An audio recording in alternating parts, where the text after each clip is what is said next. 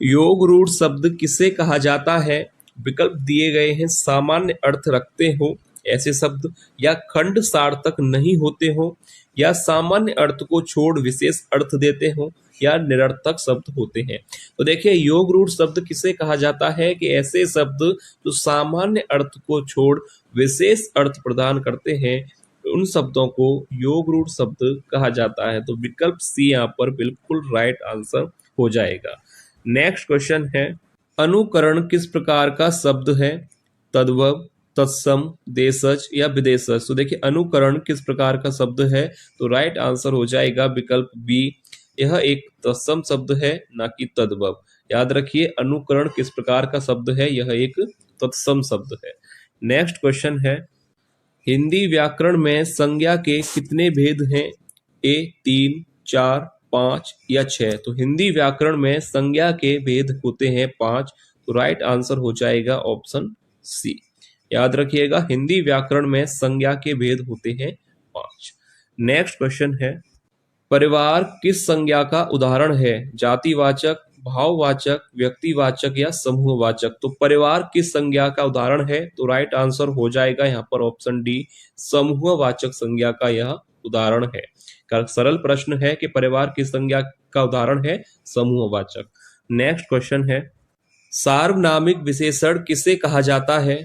विकल्प दिए गए हैं कि जो शब्द संज्ञा के पहले आते हैं, या जो शब्द संज्ञा के बाद आते हैं, या जो शब्द सर्वनाम के बाद आते हैं, या यह शब्द वाक्य में नहीं आते। तो सार्वनामिक विशेषण आपने पढ़ा होगा, तो जो शब्द संज्ञा के पहले आते हैं सार्वनामिक विशेषण कहलाते हैं। तो राइट आंसर यहाँ पर हो जाएगा, पहला ही विकल्प सही होगा कि जो शब्द संज्ञा के पहले आते हैं सार्वनामिक विशेषण कहलाते हैं। यह प्रश्न, यह परिभाषा आपसे 4 नंबर के लिए पूछी जा सकती है, तो एक बार अच्छी तरह से देख लीजिएगा कि सार्वनामिक विशेषण वो होते हैं जो शब्द संज्ञा के पहले आते हैं, सार्वनामिक विशेषण कहलाते हैं। नेक्स्ट क्वेश्चन है, किस वाक्य में क्रिया भूतकाल में नहीं है? ऑप्शन है कि वह पढ़ रहा था, या उसने पढ़ाई पूरी कर ली, या वह पढ़ने वाला है, या उसने पढ़ाई की थी। तो देखिए, आपको बताना है कि इन चारों वाक्यों में भूतकाल में क्रिया किस वाक्य में नहीं है। तो राइट आंसर हो जाएगा ऑप्शन सी, वह पढ़ने वाला है। तो यह यहाँ पर यह प्रश्न जो है वर्तमान काल में है कि वह पढ़ने वाला है, यह क्रिया यहाँ पर भूतकाल में नहीं है। तो विकल्प सी यहाँ पर बिल्कुल राइट आंसर हो जाएगा। नेक्स्ट क्वेश्चन है, निम्न में से कौन यड़ संधि का शब्द नहीं है? अत्याचार, स्वागत, तथैव या अत्यधिक। तो देखिए, यहाँ पर आपसे पूछा गया है कि यड़ संधि का शब्द नहीं है, तो राइट आंसर हो जाएगा विकल्प सी, तथैव। तथैव जो है यड़ संधि का शब्द नहीं है, क्योंकि इसका अगर संधि विच्छेद किया जाए तो देखिए, तथैव का संधि विच्छेद होगा तथा प्लस एव, यह इसका संधि विच्छेद होगा। और यह जो नियम है वह आता है वृद्धि संधि के अंतर्गत, ना कि यड़ संधि के। क्यों? क्योंकि अ और ए मिलकर बनता है, इस वजह से यह जो शब्द है वह यड़ संधि का नहीं है। बाकी अत्याचार, स्वागत और अत्यधिक ये तीनों ही शब्द यड़ संधि के हैं। तथैव यड़ संधि का नहीं है, यह वृद्धि संधि का उदाहरण है या वृद्धि संधि का शब्द है। ठीक है, क्योंकि यह जो नियम है वह है वृद्धि संधि का, ना कि यड़ संधि का। तो राइट आंसर यहाँ पर सी हो जाएगा। क्लियर है आपको? नेक्स्ट क्वेश्चन देखते हैं, वृक्ष से पत्ते गिरते हैं, इस वाक्य में कारक है अधिकरण, कर्म, करण या अपादान। तो देखिए, वृक्ष से पत्ते गिरते हैं, यह जो वाक्य है काफी बार परीक्षा में पूछा जाता है कि इसमें कारक कौन सा है, अधिकरण कारक है, या कर्म कारक, करण कारक है, या अपादान। तो देखिए, वृक्ष से पत्ते गिरते हैं, यहाँ पर जहां पर अलगाव की स्थिति हो वहां पर अपादान कारक होता है। यहाँ पर ऑप्शन डी राइट हो जाएगा, क्योंकि वृक्ष से पत्ते गिरते हैं, अलगाव की स्थिति है, तो ऑप्शन डी राइट होगा, अपादान कारक यहाँ पर राइट आंसर हो जाएगा। नेक्स्ट, और ये एक बार याद रखिएगा, ये पूछा जाता है परीक्षा में और इसका आंसर अच्छी तरह से देख लीजिएगा कि अपादान कारक होगा। नेक्स्ट क्वेश्चन है, इस समास का पहला पद विशेषण तथा दूसरा पद विशेष्य होता है, वह कौन सा समास होता है? अव्ययी भाव, द्वंद्व समास, कर्मधारय या तत्पुरुष। तो देखिए, जिस समास का पहला पद विशेषण तथा दूसरा पद विशेष से होता है वहां पर कर्मधारय समास होता है। ऑप्शन सी राइट आंसर हो जाएगा। परीक्षा के लिए इंपोर्टेंट परिभाषा है, ये पूछा आपसे जा सकता है कि जिस समास का पहला पद विशेषण तथा दूसरा पद विशेष से हो वहां पर कर्मधारय समास होता है। नेक्स्ट क्वेश्चन है, नदी का पर्यायवाची शब्द कौन सा नहीं है? वाहिनी, शैलजा, शैवालिनी या सहचरी। देखिए, नदी का पर्यायवाची शब्द कौन सा नहीं है? तो देखिए, वाहिनी, शैलजा और शैवालिनी ये तीनों ही नदी के पर्यायवाची हैं। सहचरी यहाँ पर राइट आंसर हो जाएगा। यह नदी का पर्यायवाची शब्द नहीं है। ठीक है, याद रखिए, नदी के पर्यायवाची शब्द हैं वाहिनी, शैलजा और शैवालिनी। सहचरी यहाँ पर राइट आंसर होगा क्योंकि यह नदी का पर्यायवाची शब्द नहीं है। क्लियर है आपको? नेक्स्ट क्वेश्चन देखते हैं। विस्तीर्ण का विलोम शब्द होगा, विकल्प दिए गए हैं संकीर्ण, विकीर्ण या विकर्ण। तो देखिए, विस्तीर्ण का विलोम शब्द पूछा जाता है परीक्षा में, तो राइट आंसर हो जाएगा पहला ही विकल्प यहाँ पर सही है। विस्तीर्ण का विलोम शब्द होता है संकीर्ण। ठीक है, क्लियर है आपको? विस्तीर्ण का विलोम होगा संकीर्ण।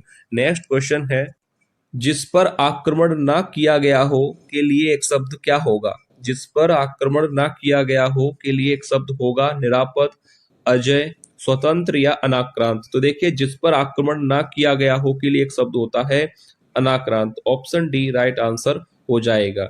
अनाक्रांत का मतलब है कि जिस पर आक्रमण ना किया गया हो। निम्न में से शुद्ध वर्तनी वाला शब्द है। तो यहाँ पर आप अच्छी तरह से इस प्रश्न को देख लीजिएगा क्योंकि ये प्रश्न आता है और ज्यादातर गलत ही हो जाता है।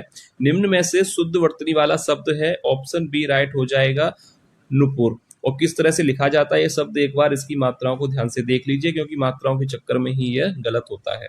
ठीक है, तो ऑप्शन बी यहाँ पर राइट आंसर हो जाएगा।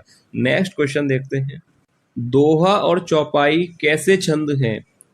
ऑप्शन ए मात्रिक छंद, मुक्त छंद, वर्णिक छंद या वार्णिक छंद। यहाँ पर ऑप्शन डी वार्णिक छंद होगा।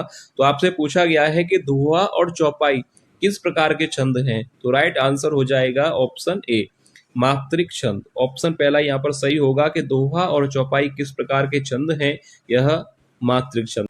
क का उच्चारण स्थान क्या है? विकल्प दिए गए हैं दंत्योष्ठ, दंत, तालु या कंठ। तो आपको बताना है कि क वर्ण का उच्चारण स्थान क्या है, तो राइट आंसर हो जाएगा ऑप्शन घ। यहाँ पर राइट होगा कंठ। क वर्ण कंठ से उच्चारित होने वाला वर्ण है, याद रखिएगा, ये आपसे पूछा जा सकता है। क वर्ण जो है कंठ से उच्चारित होता है, तो राइट आंसर हो जाएगा ऑप्शन घ। नेक्स्ट क्वेश्चन है, किन वर्णों को अंतःस्थ व्यंजन कहा जाता है? तो राइट आंसर यहाँ पर क्या होगा कि किन वर्णों को अंतःस्थ व्यंजन कहा जाता है, तो राइट आंसर हो जाएगा विकल्प यहाँ पर डी सही होगा, य, र, ल और व।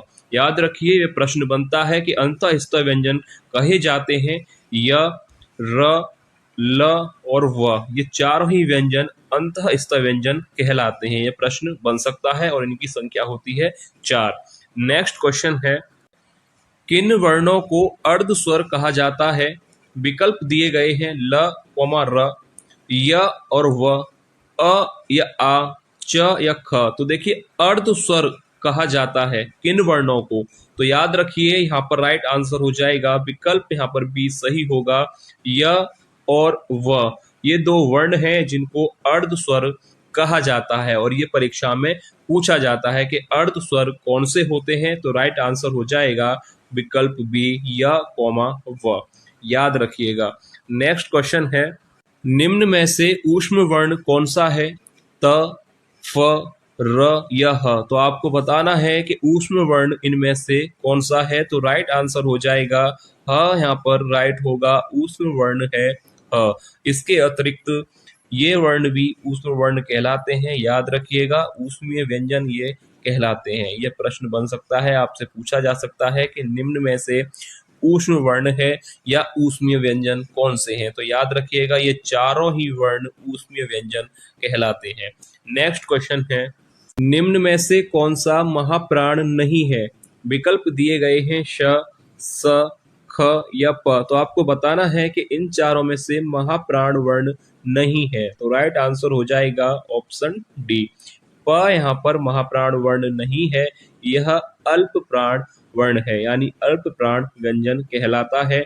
और स, श और ख ये तीनों ही महाप्राण व्यंजन है। ठीक है, क्लियर है आपको। नेक्स्ट क्वेश्चन है, ज्ञ को वर्णमाला में माना जाता है द्विगुण व्यंजन, संयुक्त व्यंजन, स्वर या व्यंजन। तो देखिए ज्ञ को वर्णमाला में स्थान दिया गया है संयुक्त व्यंजन के अंतर्गत। तो ऑप्शन बी यहाँ पर राइट आंसर हो जाएगा। ये प्रश्न पूछा जाता है कि ज्ञ को वर्णमाला में स्थान दिया गया है संयुक्त व्यंजन के अंतर्गत। ठीक है, ऑप्शन बी राइट आंसर हो जाएगा। नेक्स्ट क्वेश्चन है, निम्न में से किस शब्द की वर्तनी शुद्ध है? विकल्प दिए गए हैं आगामी, आगामी, आगामी या आगमी। तो राइट आंसर क्या होगा? वर्तनी शुद्ध है, विकल्प सी यहाँ पर राइट हो जाएगा, आगामी। ठीक है, याद रखिए तीनों ही गलत हैं। यहाँ पर आगामी शुद्ध वर्तनी वाला शब्द है, ये पूछा गया था इसलिए मैंने आपको ये कराया है। आगामी शुद्ध वर्तनी का शब्द है। नेक्स्ट क्वेश्चन है, निम्नलिखित में से कौन सा तत्सम शब्द है? आंख, ईंट, आंसू या आम्र। तो राइट आंसर क्या हो जाएगा? निम्न में से कौन सा शब्द तत्सम है? तो राइट आंसर होगा विकल्प यहाँ पर डी राइट हो जाएगा, आम्र। याद रखिएगा आंख, ईंट और आंसू ये तीनों ही तद्भव शब्द हैं, तत्सम यहाँ पर होगा डी। नेक्स्ट क्वेश्चन है, वैदेही वनवास पुस्तक के लेखक कौन है? मैथिली शरण गुप्त, जयशंकर प्रसाद, अयोध्या सिंह हरिऔध या सुमित्रा नंदन पंत। तो देखिए वैदेही वनवास, ये भी परीक्षा में यह रचना काफी बार पूछा जाता है कि वैदेही वनवास के लेखक कौन है। तो राइट आंसर याद रखिए अयोध्या सिंह उपाध्याय हरिऔध की यह रचना है वैदेही वनवास। नेक्स्ट क्वेश्चन है, साकेत के लेखक कौन है? मैथिली शरण गुप्त, जयशंकर प्रसाद, अयोध्या सिंह हरिऔध या सुमित्रा नंदन पंत। तो राइट आंसर हो जाएगा कि साकेत रचना के लेखक हैं मैथिली शरण गुप्त की यह रचना है साकेत। नेक्स्ट क्वेश्चन है, युगवाणी किस प्रसिद्ध कवि का काव्य संग्रह है? मैथिली शरण गुप्त, जयशंकर प्रसाद, अयोध्या सिंह हरिऔध या सुमित्रा नंदन पंत। तो देखिए युगवाणी किस प्रसिद्ध कवि का काव्य संग्रह है? तो राइट आंसर हो जाएगा ऑप्शन डी, सुमित्रा नंदन पंत की यह रचना है। और परीक्षा के लिए महत्वपूर्ण प्रश्न भी, युगवाणी आपसे पूछा जाए तो राइट आंसर होगा सुमित्रा नंदन पंत की यह रचना है। नेक्स्ट क्वेश्चन है, जीने के लिए उपन्यास के लेखक कौन है? रामचंद्र शुक्ल, जयशंकर प्रसाद, यशपाल या राहुल सांकृत्यायन। तो देखिए जीने के लिए उपन्यास किसने लिखा है? तो राइट आंसर हो जाएगा ऑप्शन डी, राहुल सांकृत्यायन का यह उपन्यास है जीने के लिए। नेक्स्ट क्वेश्चन है, निम्न में से कौन सा शब्द स्त्रीलिंग है?